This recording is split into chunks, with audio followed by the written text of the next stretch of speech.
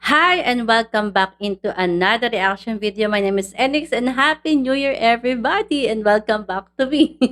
In today's content ay magre-react tayo walang iba kundi kay Kel Pangilinan kasi lagi ko nakikita siya sa TikTok. And sabi ko, sayang naman ang moment ng in love moment natin kung hindi tayo magre-react. Kaya eto na. Here we go.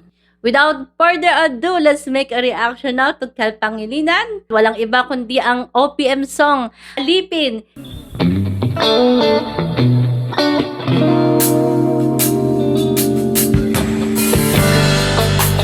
Di ko man maano, ikaw ay mahalaga sa akin. Di ko man maisip, sa pagtulog ikaw ang panaginip.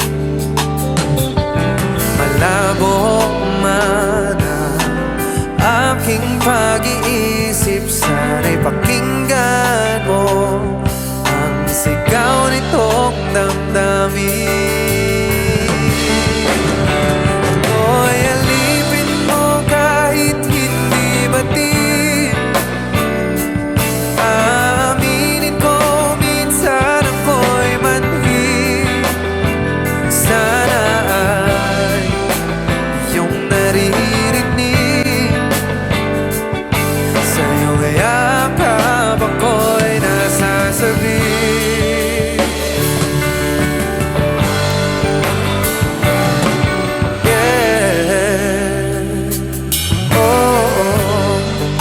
Ayoko sa iba,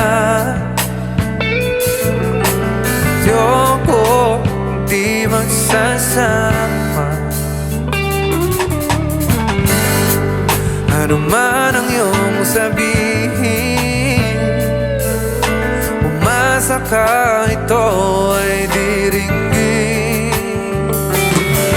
Madalas man na parang aso at pusa, iliw sa piling mo ko ay masaya.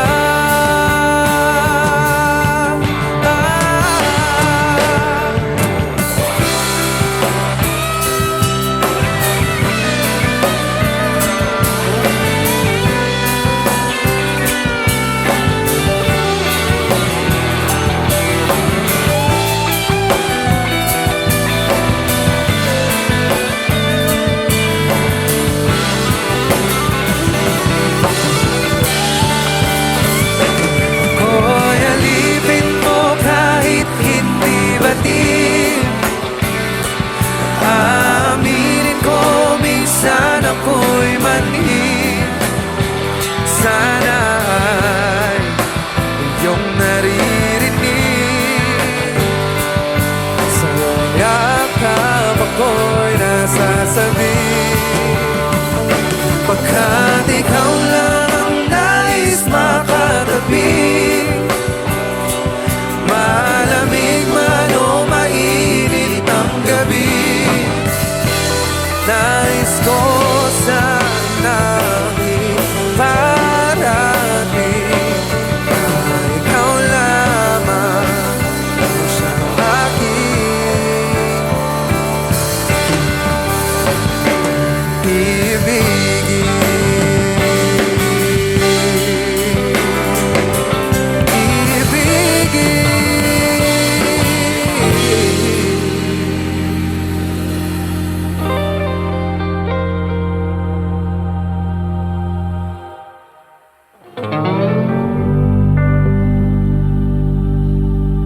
Alipin by Shamrock, song cover by Kel Pangilinan. Actually, isa talaga to sa paborito kong music background sa reels ko when it comes to TikTok or sa mga short na YouTube content.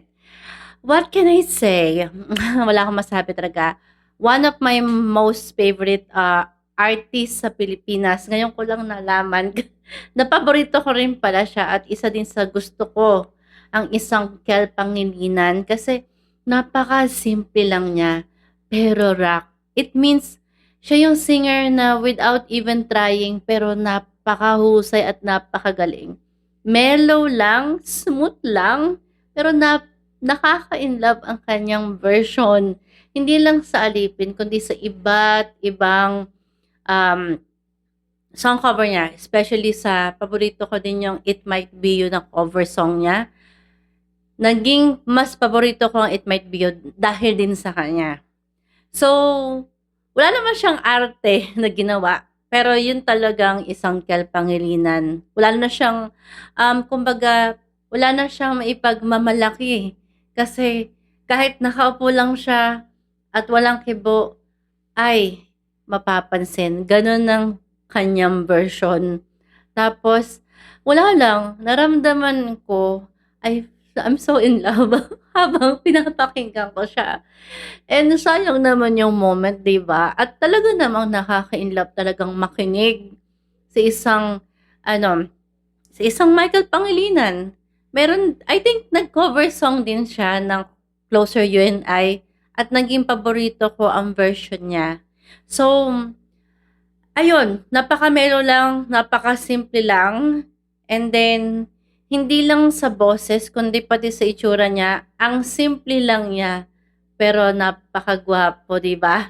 Ang lakas ng dating, parang the way niyang kumanta. Ganon ang style ng isang Kel Pangilinan. Kaya naman, hindi ako magsasawa pa rin na gamitin ito sa reels ko. Kasi, alipin ako ng pag-ibig.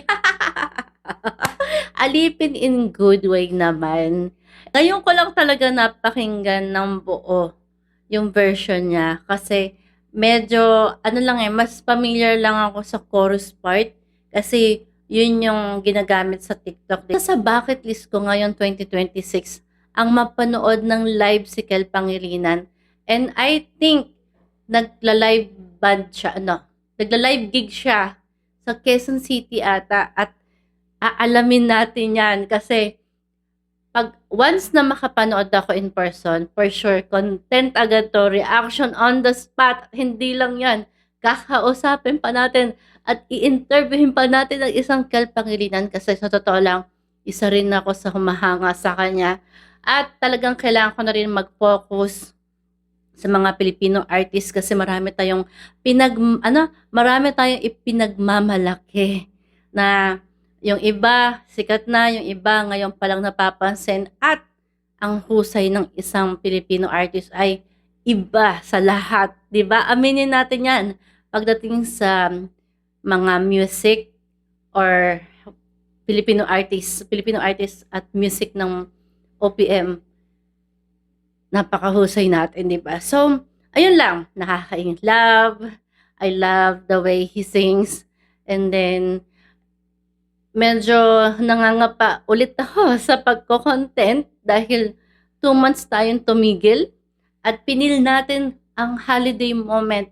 Kaya little by little ay back to normal na ulit ang reaction vlog ko. Kaya pagpasensya nyo na kung medyo konti lang ang masasabi ko, one step at a time sa ngayon dahil kakabalik pa lang natin. Diba? So, kung meron akong favorite line sa kanta is walang iba kundi ito.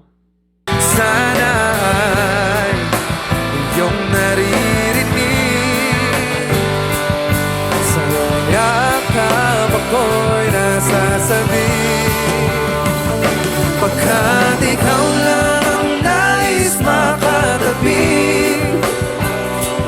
malamig man o mainit ang gabi, nais ko sana